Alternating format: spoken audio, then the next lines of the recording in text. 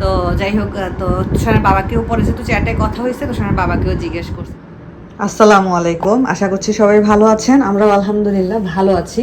আমি কিচেনের জন্য একটা ম্যাট কিনেছিলাম, তো সেটা আপনাদেরকে আর দেখানো হয়নি। এই যে আমি কিচেনের জন্য এই ম্যাটটা কিনেছিলাম। ম্যাটটা অনেক ভালো এবং প্রাইসও অনেক কম, মাত্র 9 রিঙ্গিত দিয়ে আমি ম্যাটটা কিনেছিলাম। তো আমি আজকে একটু বিফ কাবাব বানাবো। অনেক দিন ধরে এই কাবাবের জন্য এই গরুর মাংসটা ছোট ছোট ছোট ছোট করে কেটে আমি রেখে দিয়েছিলাম ডিপে। আজকে বানাই, কালকে বানাই, পরশু বানাই করে এরকম বানানো হচ্ছিল না। পরে আজকে চিন্তা করলাম যে না, বানাইয়েই ফেলি। তো আমি যেখানে রেডি করে রেখেছি সব কিছু সিদ্ধ করে এখন ব্লেন্ডারে ব্লেন্ড করব। আর এখানে আমি পেঁয়াজ বেরেস্তাটাও করে রেখেছি, এই যে পেঁয়াজ বেরেস্তা। আর এখানে মাংস নিয়েছি মনে করেন 1/2 কেজি মতো, আর বুটের ডাল নিয়েছি 200 গ্রাম। বুটের ডালটা সারা রাত ভিজায় রাখছিলাম। তো 1/2 কেজি মাংস, 200 গ্রাম বুটের ডাল। আর সিদ্ধ করার সময় যা যা দিয়েছি স্বাদ অনুযায়ী লবণ, শুকনা মরিচ, যে যেমন ঝাল খেতে চান, অল্প একটু লাল মরিচের গুঁড়ো, ধনিয়ার গুঁড়ো, জিরার গুঁড়ো, আস্ত পেঁয়াজ বলতে পেঁয়াজ বড় বড় করে টুকরো টুকরো করে কেটে পেঁয়াজ, কাঁচা পেঁয়াজ, আদা রসুন পেস্ট, একটু হলুদের গুঁড়ো, আর অল্প একটু দিয়েছি আমি বিফ মশলা, প্যাকেটজাত বিফ মশলা। এটা অপশনাল, ইচ্ছা করলে দিতেও পারেন, নাও দিতে পারেন। তো খুব ভালোভাবে সিদ্ধ করে রেখে দিয়েছিলাম, সুন্দর করে শুকাই গেছে এটাকে এখন আমি যে ব্লেন্ডারের জারে ব্লেন্ড করে নিব, তারপরে বাকি প্রসেসিং করতেছি।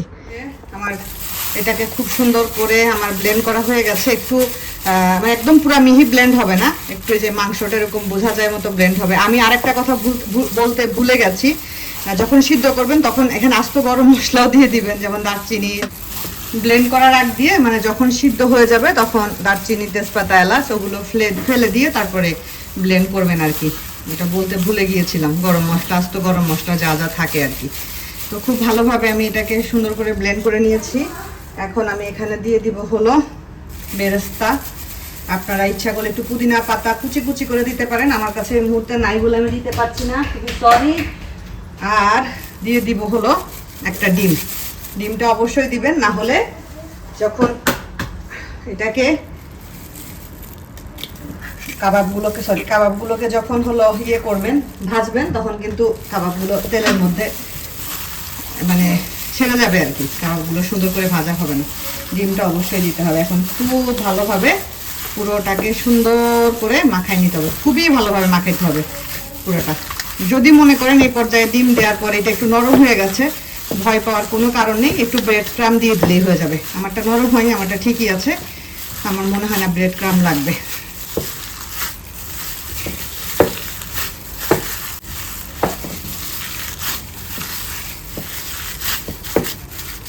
তো আমার সুন্দর করে হলো করা হয়ে গেছে, কি জানি বলে, মাখানো হয়ে গেছে। এখন কাবাবের শেপ দিব। এই যে আমি একটা পাত্র নিয়েছি, পাত্রের মধ্যে আমি এটা বেকিং পেপার বলতে পারেন, বেকিং পেপার বসিয়ে নিয়েছি। আপনাদের বেকিং পেপার না থাকলে আপনারা যে কোনো সাদা কাগজ সুন্দর করে কেটে এভাবে করে যে পাত্রেতে রাখবেন ফ্রিজে, ওই পাত্রে সুন্দর করে নিতে পারেন আর কি। এতে করে ফ্রিজে যখন রাখবেন তখন আর কাবাবগুলো একটার সাথে একটা লেগে যাবে না, যখন ভাজবেন তখন বের করতে সুবিধা হবে। তো এই যে কাবাবের শেপ দিয়ে দিয়ে সুন্দর করে আমি এখন কাবাবগুলো বানিয়ে নিচ্ছি। এই যে ঠিক আছে, তাহলে বানিয়ে নিই। এই যে আমার বাসার অবস্থা দেখেন, আমার বাসায় ঝগড়া, মান অভিমান ভাঙানো চলতেছে, কান্নাকাটি হয়ে গেল এক পর্ব। এই যে ছোটটা চোখে কিন্তু এখনো পানি, ছোটটা হলো বড়টার সাথে লাগছে, বড়টাও ছোটটাকে মানে পাত্তা দিচ্ছে না, ছোটটা হইলো বড়টার কাঁধে উঠবে। যাও তো সামনে, একটু কাঁধে নিয়ে হাঁটো, যাও না, একটু হাঁটো, একটু ধরো ওকে, নাহলে তো পড়ে যাবে। নর্মালি কিন্তু যখন ওর মন ভালো থাকে তখন এমনি কিন্তু তাবিপ্রে কাঁধে নেয়। এখন যেহেতু ঝগড়া হয়েছে এখন আর নিবে না, যাক নিয়েছে। এদের ঝগড়া ভাঙাইতে ভাঙাইতে সারাদিন আমার অবস্থা খারাপ হয়ে যায়। আস্তে আস্তে আস্তে আস্তে আস্তে আস্তে আস্তে এরকম করে না, এত এত জোরে এসে কেউ পড়ে? হ্যাঁ, যদি ব্যথা পায়? হ্যাঁ, এটা কানতে কানতে শেষ। মানে তাবিবের লাইফে এমন একটা ডে যায় নাই, তাবিব হওয়ার পর থেকে, ছোট যখন ছিল তখন তো একটু ওয়া ওয়া করে কানতো, যখন থেকে কান্নাটা আরো ভালো করে বুঝছে, এমন একটা দিন তাবিবের লাইফে যায় নাই যেদিনকে তাবিব কাঁদে নাই। আজ পর্যন্ত আমার জানা মতো এমন একটা ডে তাবিবের লাইফে যায় নাই যে দিন তাবিব কান্না করে নাই। ওই দিনকে পরে গিয়ে এখানে পা ছুলে গেছে। তাবিব হলো কান্না বেবি। কি বেবি? তাবিব কি baby? Cute baby. Cute baby না, তাবিব কান্না বেবি। কান্না বেবি। আজকে আমি যে পেঁয়াজ করতে গিয়ে ওই যে কাবাবের জন্য পেঁয়াজ করতে গিয়ে হাতের এই জায়গাটায় পেঁয়াজ স্লাইসার দিয়ে করতেছিলাম, তো এভাবে করতে গিয়ে এখানে চামড়া উঠে গেছে। কাজ করলে হাতের কি অবস্থা হয় দেখেন। এখানে অনিয়ন, এখানে হ্যাঁ কত জায়গায় যে হাতের মানে কত। তোমার আইস ব্লারি একটু ছিল। আইস ব্লারি ছিল, ঠিক কথা বল তোষণ। পানামো ঠিক কথা বলছো, আইস ব্লারি ছিল। অনিয়ন কাট করার সময় আইস ব্লারি হয়ে যায় না মা? হ্যাঁ, কান্না করি। হ্যাঁ, if you cut it you won't cry, but if you will cry. এই যে তোষান সাহেব পুরো দমে পড়ালেখা শুরু করে দিয়েছে। কেন তোষান আজকে এত অ্যাক্টিভ কেন তোষান? কেন আব্বা? তোষানের আজকে কাহিনী আছে। যাই হোক, ভালো করলেও যেমন সবাইকে বলতে হয়, আর তোষান হলো বুলডগ খাবে, তো তাকে হলো বুলডগ বানাই। এটা খাওয়া শিখছে কার কাছ থেকে বলো? হ্যাঁ, এটা লগ্নর কাছ থেকে খাওয়া শিখছে। লগ্ন আরো সুন্দর করে বানায়, আমি অতটা ভালো করে বানাইতে পারি না। আমি কোন রকম এটা খেয়ে ফেলো, গরম গরম না খেলে। সব দেয়া ওই সস টস সব দেয়া। হ্যাঁ, আর একটু পরে বেশি গরম। এটা কি ওর ক্যাঙ্কারু ম্যাথের নাকি স্কুলের? আচ্ছা, যাই হোক, তোষান আবার মনোযোগ দিয়ে দিচ্ছে পড়ালেখায় ইনশাল্লাহ। আর আমি একটু নিচে যাচ্ছি, রাশেদা ভাবির সাথে একটু দেখা করব। আর আমার একটু 99 স্পিডে একটু কাজ আছে। হ্যাঁ, কিছু লাগবে? আমি যে মিতু একটা কন্ডিশনার আর একটা হলো ফেস ওয়াশ কিনতে বলছে থেকে। আব্বা শোনো, তোমাকে আমি একটা কথা বলি, শোনো। আচ্ছা ঠিক আছে, কিসে গাড়ির চাবির ব্যাটারি আমি আনতে পারবো? তুমি নিয়ে এসো কালকে সকালে যদি গাড়ি চালু না হয়। ও আচ্ছা, ব্যাটারি কেমন আনবো আমি? ব্যাটারি আমি খুলে দিচ্ছি, দাও। তুমি ব্যাটারি সেম ব্যাটারি পাবো না, দেখো। দাও তাহলে, ভাবি না দাঁড়ায় থাকবে না, দাঁড়াও তাড়াতাড়ি দাও। আচ্ছা তুমি নিয়ে এসো, ওরে পড়াইটা তুমি নিয়ে এসো। আমি আবার নিচে নামবো নাকি? তুমি কি আনতেছে কেমনে না কেমনে, কি ব্যাটারি না কি ব্যাটারি আমি আনবো? ব্যাটারি এই যে দেখাবা, এটা তুমিই বলো, সমস্যা নেই। আমি বলবো না। তো আমি নিচ থেকে ওই তুই কি পুরো টেবিলের অবস্থা তো 12টা বাজাইছি, শেষ হোমওয়ার্ক শেষ, সব শেষ। আমি হলো নিচ থেকে হলো আরো আছে, আরো বাকি আছে অনেক। পারবা আজকে রাতে সব করতে? এই অত ফিল আপ করতে। দেখো এই যে এতদিন কনসেন্ট্রেট করো নাই, একদিনে সব করা লাগতেছে। দেখো তাইলে অবস্থা। আজকে হচ্ছে এটা দিছিল। তা আজকে দিছে, এটা তুমি বিকালে করে ফেলতা, আম্মুকে দেখাইতা, বিকালে করে ফেলতা, তাহলে তো হইতো। এই যে এখন এতগুলা করতে হচ্ছে, এমনিতে তোমার উপর দিয়ে আজকে যা যাচ্ছে। আহারে আমার বাচ্চাটা, গুড বাচ্চা, মাঝে মধ্যে একটু ডিস্ট্রাক্ট হয়ে যায় না লেখাপড়া থেকে, কনসেন্ট্রেশন। ওই কাকি ইংলিশ ক্লাস আছে। হ্যাঁ হ্যাঁ, আর বাচ্চাটা একটু কনসেন্ট্রেশন বাবা এটা স্কুলে নিয়ে যায়, আমরা ডিস্ট্রাক্ট হয়ে গেছে। যাই হোক, আমি নিচ থেকে ইংলিশ ক্লাস হ্যাঁ আজকে না সাবমিট করতে হবে, তাহলে কালকেও কেমন করবে? কালকে সাবমিট করে কালকে প্রেজেন্ট করতে হবে। কালকে তোমার ইংলিশ ক্লাস কখন দেখি? তো ইংলিশ ক্লাসের পরে কি? কালকে মঙ্গলবার, টিউসডে। ফার্স্ট দুটো সিসিএ, তারপরে তো আমি নিচ থেকে হলো এই যে একটা কন্ডিশনার আর একটা হলো ইয়ে নিয়ে আসলাম, কি জানি বলে, একটা গার্নিয়ার ফেস ওয়াশ নিয়ে আসলাম। এগুলো বাংলাদেশে যাবে, বাংলাদেশে যাওয়ার জন্য নিয়ে আসছি। আমার না, কোথায় যাবে পরে জানাচ্ছি। তুমি কি করবা? এখানে কি রাখা? নিচে গেলাম, রাশেদা ভাবি আমি কতক্ষণ হাঁটাহাঁটি করলাম, তারপর নিচের দোকান থেকে টুকটাক কেনাকাটা করলাম। এখন খুব টায়ার্ড লাগতেছে, বুঝলাম না হঠাৎ করে কেন এত টায়ার্ড লাগতেছে। তো তোষানকে আমি বারবার কেন এটা বলতেছি সেটা আগে বলি। আসলে আজকে দুপুরবেলা একটা মেসেজ আসছে, যে মেসেজটা দেখে আমার চাইতে বেশি তোষানের বাবা বেশি কষ্ট পাইছে আর কি। কষ্ট বললে ভুল হবে, আসলে ও আসলে আশা করে নাই এরকম কোনো কিছু। আমি ভাবতেছিলাম, আমি কয়েকদিন ধরেই বলতেছিলাম তোষানের বাবাকে যে তোষানের কিন্তু পড়াশোনার প্রতি মনোযোগটা একটু কম মনে হচ্ছে। ও হলো একটু খেলাধুলা বললেও ভুল হবে, একটু মানে পড়াশোনার প্রতি মনোযোগটা ইদানিং একটু মনে হচ্ছে ওর একটু কম, কারণ মাঝখানে ওদের স্কুলে একটা কালচারাল প্রোগ্রাম গিয়েছে, ওটার প্র্যাকটিস করতে হয়েছে, কারণ ও সবাই পার্টিসিপেট করেনি, সিলেক্টেড কিছু স্টুডেন্ট পার্টিসিপেট করেছে, ওর মধ্যে ও ছিল। তো ওগুলা নিয়ে ফ্রেন্ডদের সাথে অনেক একসাথে সময় কাটাইছে, একসাথে ক্লাস করেনি ওই সময়, ক্লাস ওদের জন্য ক্লাস তো ওই সময় অফ ছিল, হয়তো বা 2টা একটা ক্লাস করছে, বাকি সময় ওরা সব রিহার্সাল করছে। ওটা ডান্স পারফরমেন্সের ভিডিওটা এখনও টিচার দেয়নি, দিলে আমি আপনাদের সাথে শেয়ার করব। যাই হোক, এগুলা নিয়ে হলো একটু ফ্রেন্ডদের সাথে বেশি অ্যাটাচ হয়ে গেছে। তো চিন্তা করেন, এটা কিন্তু খুব বেশি হলে 2 থেকে 3 সপ্তাহের বিষয়। তো এখন মাত্র আবার ক্লাস শুরু হয়েছে, পারফরমেন্স শেষ, ক্লাস শুরু হয়েছে, তো এখন হলো ক্লাসে ও খুব একটা কনসেন্ট্রেট করতেছে না। তো টিচার হলো তোষানের বাবার কাছে মেসেজ দিছে, good day sir, I am Mrs dash here, ওনার নাম আর কি, নামির ম্যাথস টিচার, ওর ভালো নাম Namir Hasan Khan. Nowadays I can see that Namir is distracted by his friends and not concentrating in class. He is not like before. Previously, he was focused and paid attention. Whenever I asked him any question, he would answer confidently. Now it seems that he has lost interest in maths.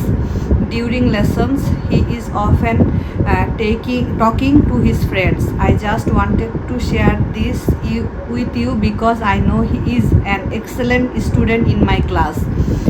I don't want him to be like this. Please advise him. I have already talked to him. উনি already তোষারের সাথে কথা বলছে। তো মানে আমরা যেহেতু parents, আমাদেরকেও জানাইছে, বিকজ তোষান হলো ফার্স্ট সেমিস্টারে ম্যাথে আলহামদুলিল্লাহ, তো জানেন ফার্স্ট সেমিস্টারে ও ক্লাসে ফার্স্ট হয়েছিল, এবং ম্যাথে ও সবসময় ক্লাস টেস্ট হোক, আলহামদুলিল্লাহ ম্যাথে যতগুলো এক্সাম হয়েছে ও সব কিছুতে হাইয়েস্ট মার্ক পেয়েছে আল্লাহর রহমতে, আলহামদুলিল্লাহ, আল্লাহর অশেষ রহমত সবার দোয়াতে। তো বললাম না যে ইদানিং ধরে ওই পারফরমেন্সের জন্য সব ফ্রেন্ডরা একসাথে হয়েছে, এখন একটা ভালো ফ্রেন্ড সার্কেল তৈরি হয়ে গেছে। আগেও ফ্রেন্ড ছিল, বাট এই যে একসাথে এরকম তোরা টাইম পায় নাই, ওরা ক্লাসে গেছে, ক্লাস একটার পর একটা করছে, বাস বাসায় চলে আসছে। কিন্তু এই যে কয়দিন ধরে একসাথে রিহার্সাল করাতে ফ্রেন্ড সার্কেলের সাথে গল্পটা বেশি হয়ে গেছে। তো টিচার ওর সাথে স্কুলেও নাকি কথা বলছে, তারপরে হলো তোষানের বাবার কাছে মেসেজ দিছে। তোষানের বাবা, আমি দুপুরে রান্না করতেছি, আমাকে এটা ফরওয়ার্ড করছে, ফরওয়ার্ড করে সে একটু ডিস্টার্ব আর কি। তো আমি বললাম যে আচ্ছা ঠিক আছে, আমি ওর সাথে কথা বলবো। যাই হোক, তোষান বাসায় আসলো, আসার পরে ফ্রেশ হইলাম, সাথে সাথেই কোনো কিছু বলি না। আসলে প্যারেন্টিং অনেক টাফ একটা জব, মানে অনেক টাফ জব। তো যাই হোক, এখন তো বয়সটাও টিনেজে যাবে, এখন বয়সটাও অনেক টাফ। এই বয়সটাতে কন্ট্রোল ঠিক না, অ্যাডভাইস দিয়ে সুন্দর করে টেক কেয়ার করাটা অনেক বড় একটা টাস্ক প্যারেন্টদের জন্য। তো যাই হোক, ফ্রেশ হওয়ার পরে তারপরে আমি বললাম, বাবা আমি তোমার সাথে একটু কথা বলবো। বলছে আমি জানি তুমি কি বলবা। তাই আমি বলছি, বলো তো কি বলবা। তো বলতেছে যে আমার ম্যাথ টিচার কিছু বলছে, বাবাকে কিছু বলছে। ও জানে যে টিচারের সাথে ওর বাবারই, সব টিচারদের সাথে তোষানের বাবারই হলো কন্ট্যাক্ট হয়। আমি বললাম হ্যাঁ, তোমাকে টিচার কিছু বলছে? বলছে হ্যাঁ, টিচার আমাকে বলছে তুমি তো এরকম ছিলা না, তুমি কনসেন্ট্রেট করতেছো না কেন ক্লাসে, তোমরা ফ্রেন্ডরা ক্লাসে কেন কথা বলতেছো। তো বাবা মানে টিচার বলছে আর কি যে যাই হোক তুমি কনসেন্ট্রেট করো, তুমি কি রাত্রে অনেক লেট করে ঘুমাও। আমার বাসায় ওদের ঘুমের রুটিন, ওরা কিন্তু অলরেডি ঘুমাই গেছে, ওরা 9:30 থেকে 10টার মধ্যে ওরা ঘুমাইতে চলে যায়। সেটা যাই হোক না কেন, আমার বাসায় যদি গেস্টও থাকে, তুষারের বাবা দেখা যায় যে ওদেরকে নিয়ে এসে আলাদা করে ঘুম পাড়ায়। সে তার বাচ্চাদের ক্ষেত্রে অনেক বেশি ডিসিপ্লিন আর কি। তো যাই হোক, তো তুষারের বাবাকেও পরে যেহেতু চ্যাটে কথা হয়েছে, তুষারের বাবাকেও জিজ্ঞেস করছে। তো আমার এই জিনিসটা এত ভালো লাগছে যে দেখেন, খুব বেশি হলে 2-3 সপ্তাহ ওরা রিহার্সালটা করছে, আর ক্লাস শুরু হয়েছে ধরেন 1 সপ্তাহ। এই 1 সপ্তাহের মধ্যে চেঞ্জেসগুলো দেখছে টিচার, দেখে সাথে সাথে আমাদেরকে জানাইছে, এবং খুবই ভালো হয়েছে জানানোতে, আমরা জানতে পারছি, নাহলে তো জানতেই পারতাম না যে আসলে ও কনসেন্ট্রেট দিতে পারতেছে না, ফোকাস করতে পারতেছে না। পরে আমি ওকে সুন্দর করে বুঝাইছি, ও বুঝছে। তা আমি ওকে বললাম যে সব বাচ্চাদেরকে কি ডাক দিয়ে বলছে? বলছে না, শুধু আমাকেই বলছে। তাহলে আমি বললাম কেন শুধু তোমাকে বলছে টিচার, বলো তো। তো বলতেছে কেন বলছে, তো অত তো বুঝে না। আমি বললাম যে তোমাকে যে অনেক পছন্দ করে টিচার, তুমি যে টিচার তো দেখো বাবাকে মেসেজ দিছে যে আমার এক্সেলেন্ট স্টুডেন্ট নামির, তো তোমার কাছে থেকে তো টিচার এরকমটা আশা করতে পারে না। তুমি কনসেন্ট্রেট করবা, ফোকাস করবা, শুধুমাত্র ম্যাথ ক্লাসে না, সব ক্লাসে। ও ম্যাথ কিন্তু আলহামদুলিল্লাহ খুব পছন্দ করে। তো যাই হোক বুঝাইলাম আসলে কি আমরা তো মধ্যবিত্ত, আমাদের চাকরিজীবী, আমরা আমাদের যা আর্নিং তার বেশিরভাগটাই আমাদের দেখা যায় যে বাচ্চাদের পিছনে চলে যায়।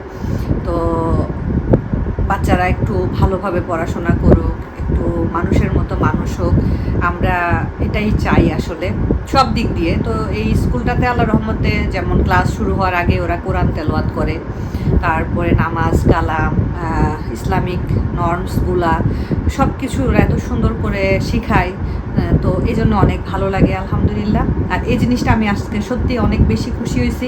তুষারের বাবা প্রথমে একটু মনটা খারাপ হয়ে গেছিলো, তো পরে আমি বললাম যে দেখো খুবই ভালো হয়েছে, এই জিনিসটা যদি আমরা না জানতাম তাহলে তো আমরা ওকে গাইড করতে পারতাম না। ও বুঝতো না, ওর বয়স তো বোঝার মতো না, ও ওই ফ্রেন্ডদের সাথে ফ্রেন্ডদের মধ্যে খেলাধুলায় মগ্ন থাকতো বা ক্লাসেও দেখা যেত যে কথা বলতো। তো আমি ওকে এভাবে বুঝাইলাম, যাই হোক আলহামদুলিল্লাহ বুঝছে। ও তো একটু ইমোশনাল, তো দেখছে চোখ দিয়ে টপ টপ করে পানি পড়তেছে।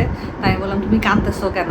তো তখন বলতেছে যে আমি সরি মা, আমি সরি আম্মু, আমি আসলে আর কখনো এরকম ক্লাসে করবো না। যাই হোক আলহামদুলিল্লাহ।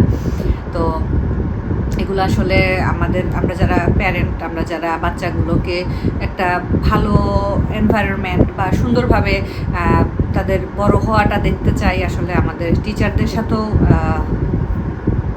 আমাদের যোগাযোগটা এরকম সুন্দর থাকতে হবে। আসলে এখানে যদি আমি রিয়্যাক্ট করতাম, হ্যাঁ আপনি আমাকে এটা মেসেজ দিচ্ছেন, এরকম যদি রিয়্যাক্ট করতাম জিনিসটা টিচার হয়তো আমাকে কোনোদিন আর কিছুই বলতো না। তো স্বাভাবিক, এই জন্য আমি জিনিসটা শেয়ার করলাম, যদিও খুব লজ্জা পাচ্ছিল। যাই হোক ও নাই, ও শুয়ে পড়ছে, ও ঘুমাইও গেছে অলরেডি। তো আপনারা সবাই দোয়া করবেন আমার ফ্যামিলির জন্য, আমার বাচ্চাদের জন্য দোয়া করবেন। আল্লাহ সবাইকে ভালো রাখুক, সবাইকে সুস্থ রাখুক। আজকের মতো বিদায় নিচ্ছি। ভালো থাকবেন, সুস্থ থাকবেন সবাই। আল্লাহ হাফেজ।